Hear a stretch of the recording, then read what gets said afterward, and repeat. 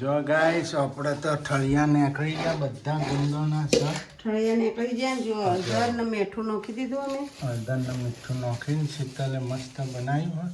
હવે કેરી કાપી નાખવાની. જો આ કેરી પણ લાવી દીધી હા. 2 કેરી નાખવાની છે. 2 કેરી નાખવાની હા. હળદર મીઠા વાળા થઈ ગયા ગુંદા. ગાઈસ હવે આ કેરી કટિંગ કરવાની છે. અથાણા કેરી આવવા માંડી. અથાણાની કેરી અંદર નાખવાની નહીં હે ને? જો અથાણા કેરી અમારે તો આવવા માંડી હોય કાન. જો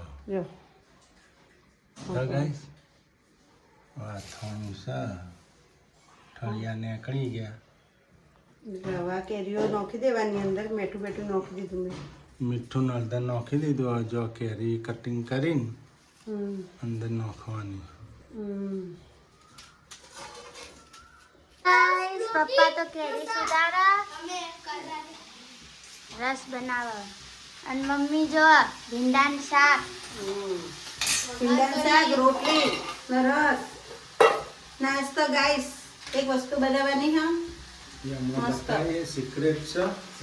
અને આપણા જેનિલભાઈના ભાઈબંધા જેનિલ હેનિલ બેનર ખુજનોમાં જેનિલ હેનિલ ડુપ્લિકેટ નામ ઢોલીડો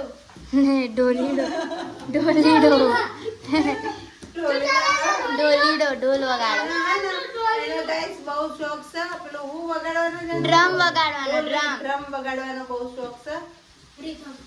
એટલે તમારે રીડમ વગાડવું હોય ને તો આપણે નંબર લાવજો. અમારા નંબર લખી લો. કોમેન્ટ લખજો. નંબર તો બાપાનો. હા ગાઈસ આપણે તો આ શું છે બધું આ શું લાવ્યું ગુંદા. ત્યાં શું કરવાનું? ગુંદાનું અથાણું. આ તો અથાણું બનાવશો આજે ને આજે બની જાય. હા હમણાં બની જાય. હમણાં તો શાક વઘારી હવે લોટ બધી રોટલી કરી નાખું.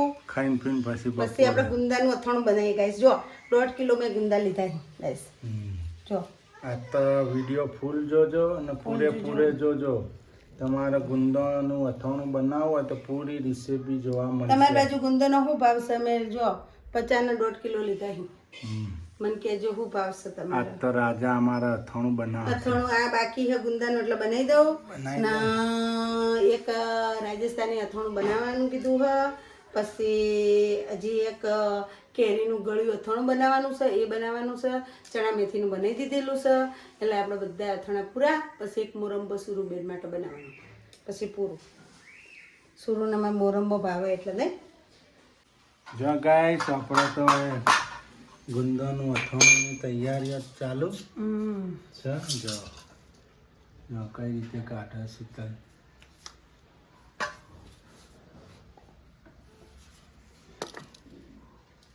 જો ગાઈસ આ રીતના ઠોળિયા કાઢવાના. આ ઠોળિયા આ રીતે કાઢવાના. જો મારો એટલે નીકળી જાય. મેઠાવાળું ચપ્પુ કરીને ઠળિયો કાઢી નાખવાનો. જો ગાઈસ હજી તો ઠળિયા કઢાય છે. પછી આગળ રેસીપી બતાવીએ નહીં.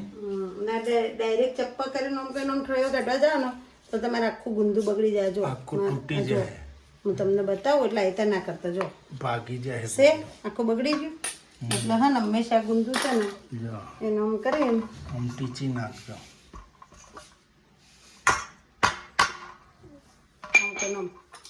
પછી આમ હમણાં કમલેશને બેહારવા નહીં મારી બાજુમાં 2-3 પાણી ગુંદા ધોઈ નાખ્યા. તમે ધોઈને પછી કોટનના કપડામાં કોરા કરી નાખ્યા નહીં. હવે ચાલુ થઈ ગયું છે ઠળિયા કાઢવાનું. ઠળિયા કાઢવાનું ચાલુ થઈ ગયું. 1.5 કિલો ગુંદા છે આપણા. 1.5 કિલો હે ને? 1.5 કિલો. જો ગાઈસ હવે કેરીના કટકા પણ નાખી દીધા આપણે. જો હળદરવાળા થઈ ગયા કટકા. જો એક જ કેરી નાખી ગાઈસ. કમલેશ પર વધારે ખાટું થાય એટલે આપણે એક જ નાખીએ. દેશી કેરી છે ને એટલે ખાટું થાય એટલા માટે એક જ નાખી. નહીં તો પલાળી આ 6 કલાક રાખવાનું હોય. કેટલું? 6 કલાક. તો આ તો રાતે ને રાતે વગાડવાનું.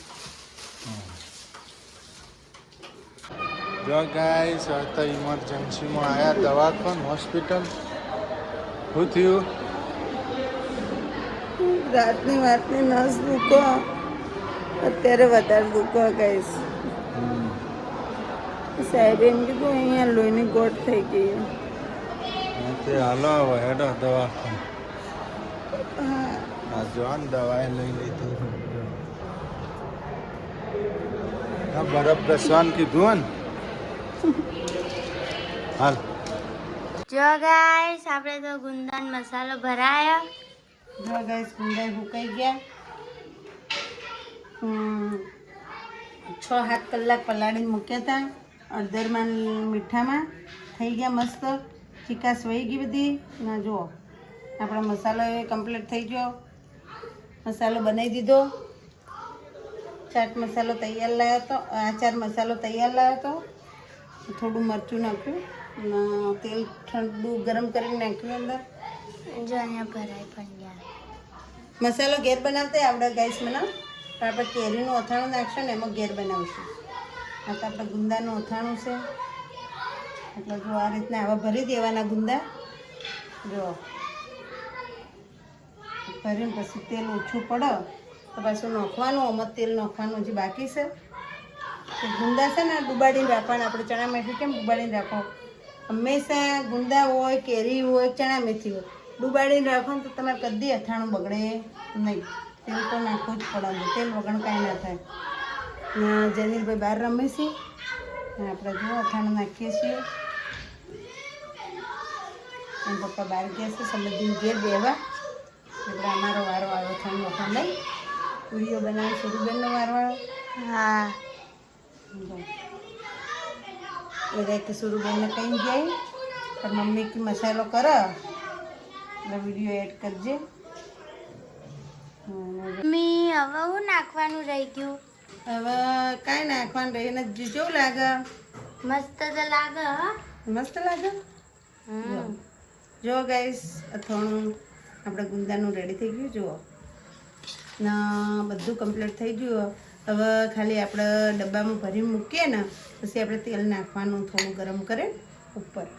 બીજું કાંઈ કરવાનું નહીં. કમ્પ્લીટ થઈ ગયું રેડી. ને આટલો મસાલો થોડો વધારે હતો મારો એટલે એમાં નાખવો નહીં મસાલો. કે આ મસાલો ચણા મેથીમાં થોડો ઓછો હોય એટલે નાખી દઈએ એમાં ચણા મેથીમાં. હવે એક અથાણું બાકી રહી ગયું હોય, ગળ્યું અથાણું કેરીનું. હવે એ રહ્યું આપણે પછી નેક્સ્ટ વિડીયોમાં બનાવશું. જ્યારે હું બનાવીશ ત્યારે નેક્સ્ટ વિડીયોમાં. પછી એક બનાવવાની છે કેરીની આંબલીઓ કાતરા કેરીના. કે આપણે કોઈ શાક કરવું હોય તો થાય ને દાળમાં લીંબુ બીંબુ ના હોય તો આપણે કેરીના 2-3 કટકા નાખી દઈએ ને તો થઈ જાય. કોઠલા કહેવાય એના. એ કોઠલા બનાવવાના છે મેં કેરીના. તો હું કોઠલા બનાવીશ. તમે જોજો કઈ રીતના કોઠલા બનાવીશ. એના નેક્સ્ટ વિડીયોમાં બનાવીશ એટલે હું તમને બતાવીશ. જય માતા. ગાઈસ અથાણ બરણીમાં ભરા માંડ્યું છે. જો એન પપ્પાનો ફેવરેટ અથાણું નહીં? હા મસૂરી પપ્પાના અથાણું ફેવરેટ. ગળ્યું અથાણું મારું ફેવરેટ બનશે. એમાં ઘરમાં બધાને અલગ અલગ. સુરુબેનને ચણા મેથીનું બહુ ગમે નહીં? સુરુ ભાવે ખરું, બધાને ભાવે જ. પણ આ અમુક વધારે મને ચુંદો મોરંબો બા મોરંબો એ બનાવવાનો છે જે સુરુબેનનો. કાચી કેરીનો મોરંબો તો જેનું ભાઈને ભાવે. તને ભાવે જેનું મોરંબો? તો તને શું ભાવે? એને કાચી કેરીનું અથાણું ભાવે. હા ગળ્યું અથાણું. ગળ્યું.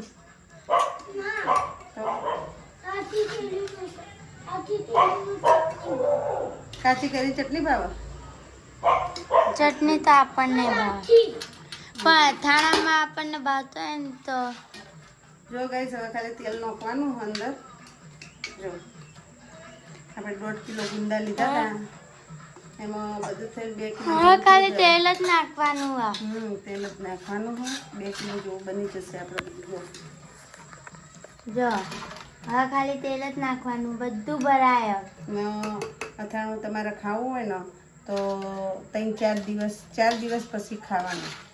4-5 દિવસ થઈ જાય ને પછી ખવાય. આગળ જાય ને બધું. થોડું ઓગળી જાય ને તો સારો ટેસ્ટ આવે, મજા આવે ખાવાની. જો જો ઓગળી જાય ને તો મજા આવે પછી ખાવાની. હવે તેલ નાખવાનું છે એ હવારમાં હું ગરમ કરીને ઠંડુ પાડીને નાખી દઈશ. અત્યારે ગરમ કરી દઈશ એટલે હવાર સુધી ઠંડુ થઈ જશે પછી હું નાખી દઈશ. રાઈના કુરિયા, મેથીના કુરિયા, આનંદ મસાલાની અંદર તો આવે જ. જો બસ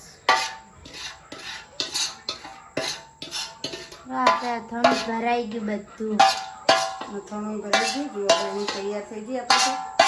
હવે કાલ આપણે નાખી દઈશું તેલ. આ કાંક પાપડ ને ગુચામાં ના ગુચા શું મમરી? ગુચા હા ગુચા મમરી ને. મમરી ની ગુચા. એ મમરી ગુચા કહેવાય. હાય મમરી ગુચા. હમ. મમરી જો ગુચા હવે તેલ બના. નાખવાનું છે ખાલી. તેલ નાખશું એટલે બધું ઓકે ઓકે થઈ જશે. મમ્મી હવે જો રેડી થઈ ગયું. ખાલી તેલ નાખવાનું બાકી છે ગાઈસ. હવે જો બધું ભરાઈ ગયું કમ્પ્લીટ.